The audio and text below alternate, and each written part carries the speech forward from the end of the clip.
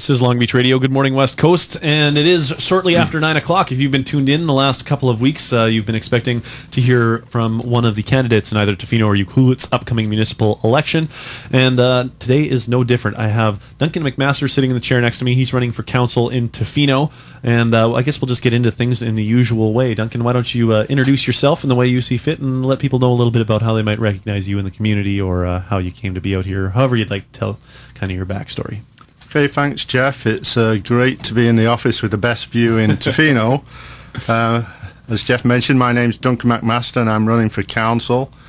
I'm a professional geophysicist, which basically means I look for oil and gas around the world. I spent most of my life traveling around the world. I first came to Tofino in 2002.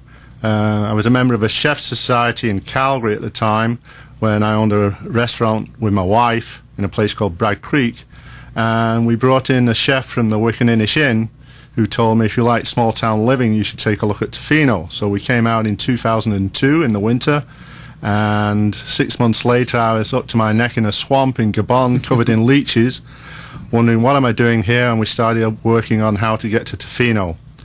In 2005 we had the chance to buy a bed and breakfast, and we opened up in 2006. And other jobs I did at the time, I worked at OCN Garden Centre for one summer to get to know people. I've worked on the traffic committee, and I help out at the Loaves and Fishes when I have time. And that was quite an eye-opener to see that there are people that actually do need food in Tofino. So this has been a great place. I've travelled all over the world. I think Canada's the best country in the world, and I think Tofino's the best place in Canada to live. And I'd like to help out, and that's why I'm running for council. So getting to why I'm running for council, I think if things were running smoothly and I was happy, you wouldn't see me standing for council. But ever since I arrived in this town, I started going to council meetings to try and get a pulse on the town and find out some truth to the rumours and what you read on blogs and papers. Mm-hmm. And I wasn't too happy with what I saw. There was so many councillors initially that had their own personal agendas, and if they didn't get passed, well, they were like a little child taking the ball and going home, which led to a lack of cooperation. And then I think this led to more in-camera meetings, and that led to a distrust by the general public. I think the council has forgotten that we are only a tourist town for 4 months of the year, but we're a community for 12 months a year, and that's one thing I'd like to stress. There's also a view from council that grant money, which we use to fund various projects, is free money. Well, we've all paid for this in some form or fashion, so it's not really free money, so we deserve to see that money spent wisely. I found that some of the councillors have no idea how to read a financial statement, and I think we deserve to know how our money is spent, when it's spent, and if we're on budget. So I'm just listening to a little bit of your story, your past, and some of your priorities here. You have kind of a unique perspective, having worked like oil and gas, primary industry, and also a background in the food service thing. Like kind of about blending those economies. Are those priorities that you want to see carried on into? When you run, should you be elected? Well, working in the oil and gas industry and basically working in operations in remote parts of the world has taught me that you've got to focus on objectives and achieve those objectives before you jump onto something else. And to do that, you've got to cooperate. I'm used to dealing with unions, the mafia, all sorts of people. If you don't get them on the side, you don't achieve anything. So a hot topic for me in this town is infrastructure. We've got this 2015 mandate for the sewer. I don't think we'll meet that mandate. Because it's taken us 1.5 years to get a parking lot and a washroom built at Chesterman. But we've still got to get on with that. We've got roads that are falling apart. We're doing band-aid solutions on the water. And I'm tired of seeing grandparents and young parents trying to push a stroller around town when there's no sidewalks. We've got to focus on family initiatives, daycare. There's not enough daycare in this town. We need a place for seniors to age with grace. We've got to sort out this problem with the school district or else move on from it. We've got a year of grace. I'm not optimistic that the school district will renew it further. So maybe we should be looking at a rec centre in town or focus more on the multiplex. Accountability, we deserve to know where our money's being spent and how it's being spent. There's no reason why we can't have real-time accounting in this town. The economy, well, this gets back to infrastructure. In 2007, the infrastructure deficit for Canada was $123 billion.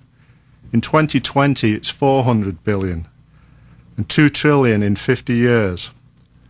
So if we're a small speck on the voters' market, if you think Stephen Harper or Christy Clark is going to be doling out lots of grant money to Tofino, I think you might be mistaken. We'll certainly get some. We've got to focus on getting as much as we can, but we've got to look at other opportunities of making money. We've got to try and attract some businesses and make them come to Tofino.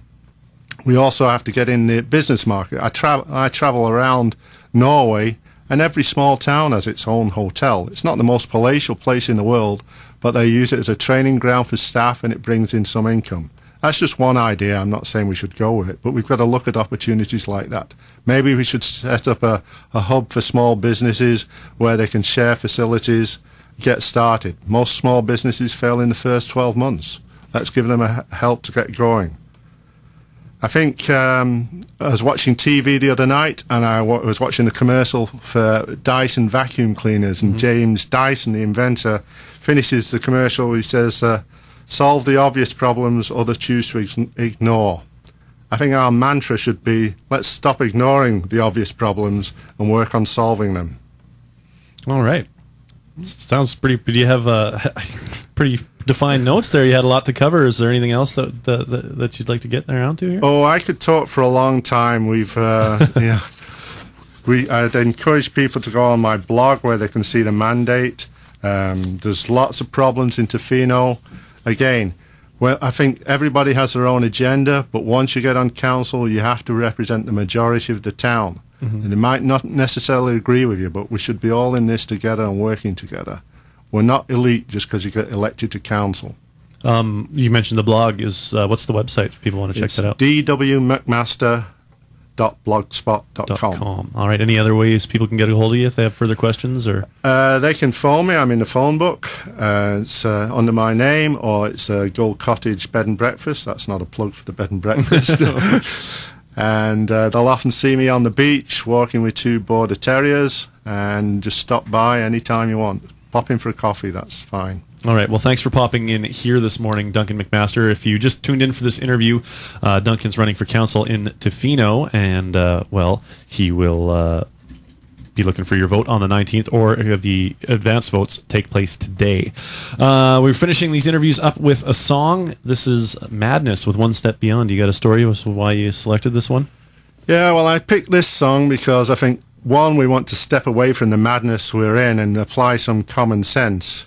So let's make a step. It's not a quantum leap, but let's make a step, get back to basics, good government, and one step beyond. All right, here we go. You heard it on Long Beach Radio, and you'll be able to hear this interview shortly on our website, longbeachradio.ca, under the West Coast Votes. Thanks for joining us this morning, Duncan. Thank you for having me. Hey, you! Don't watch that! Watch this! This is the heavy, heavy monster sound!